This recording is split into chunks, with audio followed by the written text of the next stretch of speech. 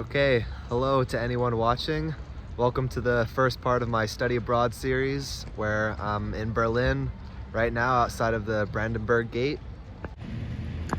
I will say, I think the gate is a pretty nice place to start my journey here. I love the view. The second you get out of the train station and you walk up the stairs, you have a pretty good view of the gate right in front of you. Got the Reichstag building right here. Over here, there's some memorials that I'll be heading to soon. And there's this big open park right here that's probably a lot nicer when it's not so cold out, but I'll go through it, see what I can find here.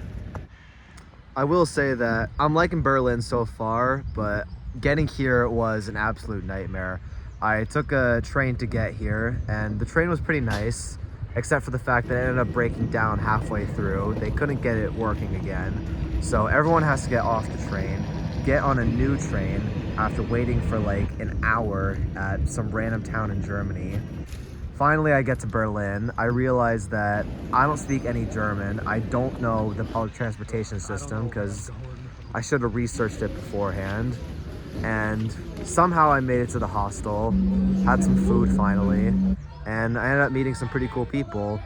And I don't know, we might be hanging out later tonight, so we'll see.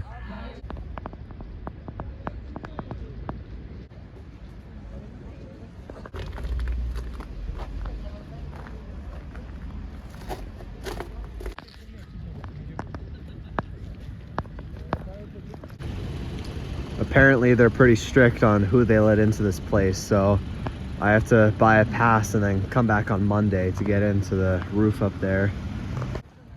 So if you follow history at all, it's crazy to think that this is where Hitler died, in the Fuhrer bunker. It's literally 5 minutes away from like the Reichstag building and the Brandenburg Gate.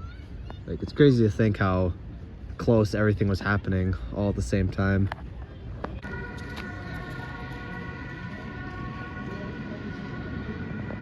All right, another cool historical thing.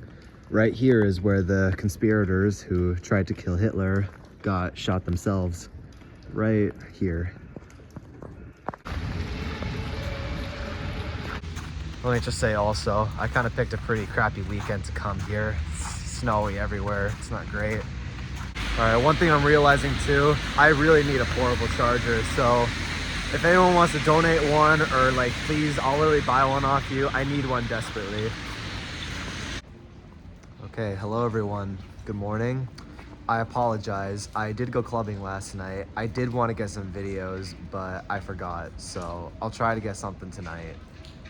Also, one of the things I like about Berlin is that almost every street corner has like some sort of historical detail on what happened in that street corner. So like, if you're a history fan at all, it's pretty nice to see that pretty much every street corner has some history, and there's always like a useful little trivia thing everywhere you go.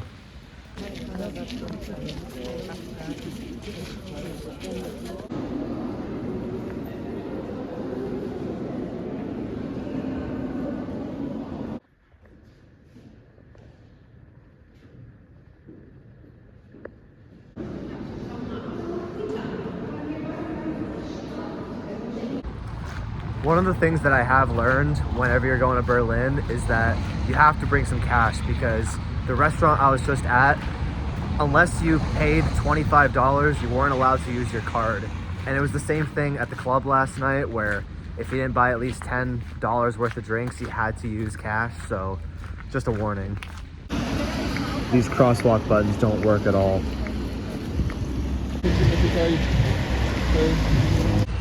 Okay, night 2, let's go clubbing.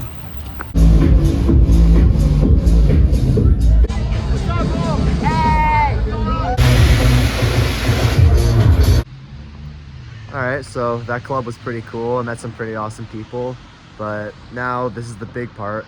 I'm gonna try my luck with the Berghain Club, which I think I'm pronouncing it right, Berghain.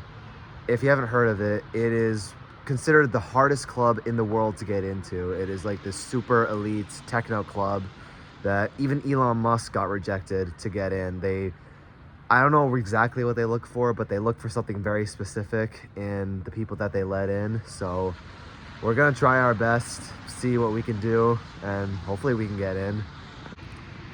And also, I am doing this kind of early in the morning. I heard that's the best time to do it.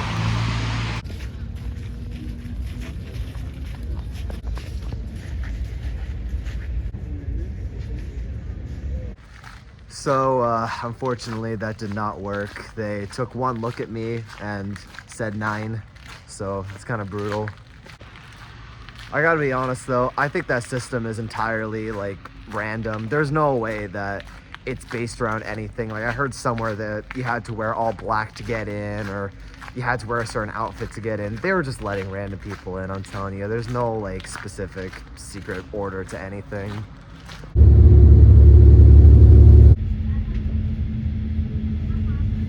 So psychologically, solid environment is a very strong impact on people. It was just an open bucket, and now this bucket. Yeah.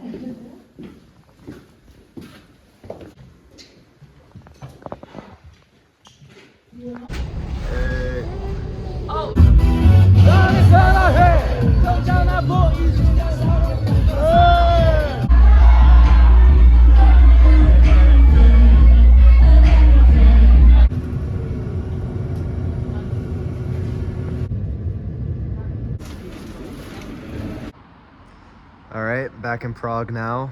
Final thoughts on Berlin. I had a great time there. I met some amazing people. Hopefully a few of them I can keep in contact with. One of the guys I might be going to Poland with. We'll see. That should be pretty awesome. But I'm happy I had a good time though, because Berlin itself is a city. I mean, it's all right. I mean, compared to Prague though, I think Prague's a lot more beautiful. Berlin definitely feels more like a urban city. There's definitely a lot more, you know, definitely isn't as safe as Prague, but still, it's a cool place to visit. There's a lot of history, a lot of museums, so. But next week is gonna be the big week. Next week, I'm going to Milan for the Winter Olympics, so that's gonna be a really good one. So stay tuned, all right? I'll see you guys.